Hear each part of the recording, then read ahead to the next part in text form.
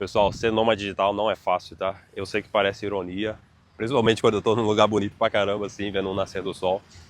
Mas nesse vídeo aqui, eu queria falar sobre um pouco das ilusões que as pessoas têm, né? De como a vida de um nômade digital é fácil, é boa, você morar perto da praia, você visitar outros países, você conhecer culturas novas. Mas as pessoas não sabem um pouco das dificuldades que o nômade digital tem e, e que afeta muito a sua vida, cara. Infelizmente, a maioria dos nômades digitais que eu conheci, né, as pessoas que viajaram por mais de 1 ou 2 anos, em algum momento eles simplesmente decidiram parar de viajar porque aquele estilo de vida ali não era mais sustentável no médio e no longo prazo. Ou pelo menos as pessoas tentavam se manter no mesmo país durante 3 meses, 6 meses, um tempo maior, ao invés de ficar mudando de país o tempo todo, de cidade o tempo todo. E eu vou falar sobre um pouco dos problemas que eu desenvolvi, tanto físicos como psicológicos. E eu sempre achei que eu era uma pessoa forte, que, enfim, esse tipo de coisa era frescura, que não aconteceria comigo. Mas, infelizmente, aconteceu. Eu desenvolvi problemas pra caramba e eu quero falar um pouco sobre isso nesse vídeo. Então, para quem não sabe, meu nome é Matheus, eu já viajo o mundo há mais ou menos 5 anos e meio, 6 anos, né? Sou nômade digital, trabalho com design, com clientes americanos. Hoje eu estou no Vietnã, aqui na Ásia. E a minha história começou há mais ou menos 5 anos e meio atrás, 6 anos. Comecei a viajar pelo Brasil mesmo, depois eu fui para a Argentina, depois voltei para o Brasil, depois fui para a Europa. Fiquei 1 ano e 3 meses na Europa, enfim. Depois outros lugares, Oriente Médio, agora na Ásia. E uma das principais coisas que afetaram a minha vida como nômade digital foi simplesmente o fato de que eu estar mudando o tempo todo não permitia que eu tivesse uma estrutura e um lugar para trabalhar que fosse extremamente confortável e adequado para minha altura, para as coisas que eu precisava. Então, assim, como eu viajava muito, eu ficava às vezes em hotéis ou hostels ou Airbnbs que não estavam adequados, por exemplo, a mesa, as cadeiras não estavam adequados para a minha estação de trabalho, né? Então, muitas vezes eu trabalhava com o ombro um pouco assim, ou com a mão um pouco assim, né, no mouse, ou escrevendo em posições que não eram bons para o meu braço. E durante um ano e meio, 2 anos, tudo bem, né? Eu trabalhava e não sentia problema nenhum. Eu achava que eu conseguiria fazer isso por muito tempo e tá tudo certo, né? Eu era jovem também. Mas depois de 3 anos, 4 anos mais ou menos, eu desenvolvi tendinopatia, né? Que é um problema tipo lesão por esforço repetitivo, né? Quando você digita muito, usa o mouse, usa a mesa digitalizadora, né? Para quem é designer como eu, você usa essas coisas na posição errada, sem fazer alongamento, sem fazer exercícios para reforçar a musculatura, você acaba desenvolvendo esse problema. E aí, cara, chegou um momento que eu simplesmente não conseguia digitar, eu não conseguia segurar o mouse, eu não conseguia segurar um livro na minha mão, porque doía pra caramba. Eu sequer conseguia segurar o meu celular por muito tempo, olhando o celular sem sentir dor, porque aquilo ali me incomodava muito, muito, muito mesmo, cara. Assim, eu começava a trabalhar e depois de 10 minutos, 15 minutos, eu tinha que parar e não fazer nada, não segurar nada na minha mão. Se eu segurasse uma xícara, doía pra caramba.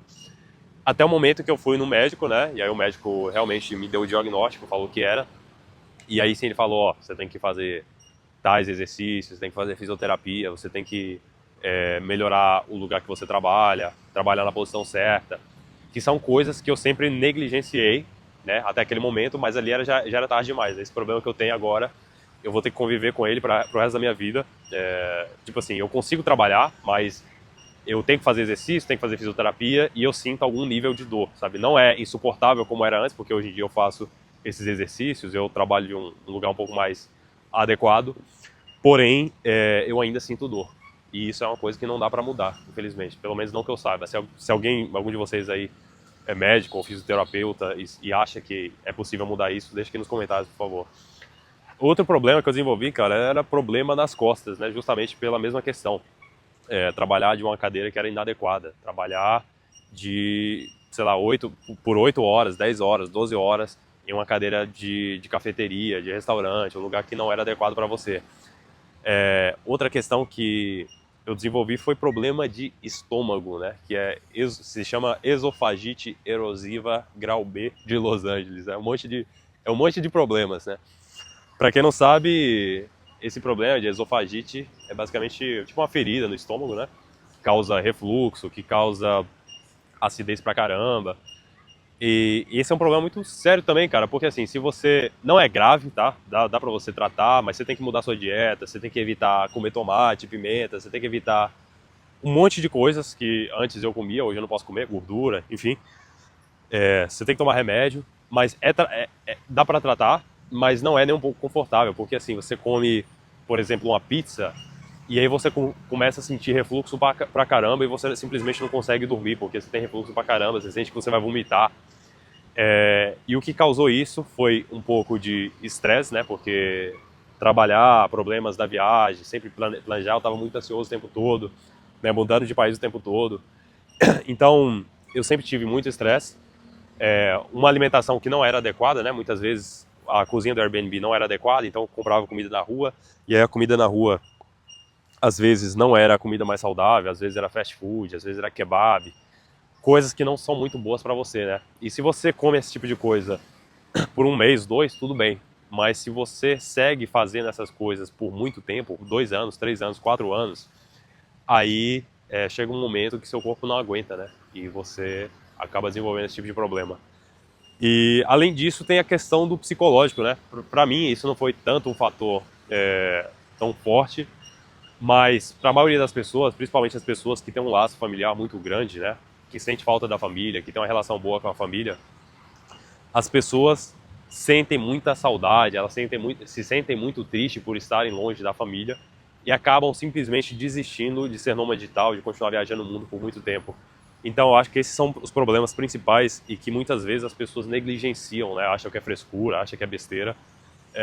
Mas apesar de tudo, hoje em dia eu ainda gosto de ser nômade digital, porém eu adaptei a minha rotina para esse estilo de vida, né? Eu não mudo de país mais a cada mês, a cada 2 meses, eu fico bastante em cada país que eu vou, justamente para ter... Eu compro uma cadeira em cada país que eu vou, eu compro uma mesa, eu tenho os equipamentos necessários, mouse ergonômico e tal. Eu não trabalho mais de restaurante, eu não trabalho mais de coffee shop, eu não trabalho mais de hotéis, né? Eu tenho todo o equipamento necessário e para isso eu tenho que me movimentar em uma velocidade um pouco menor.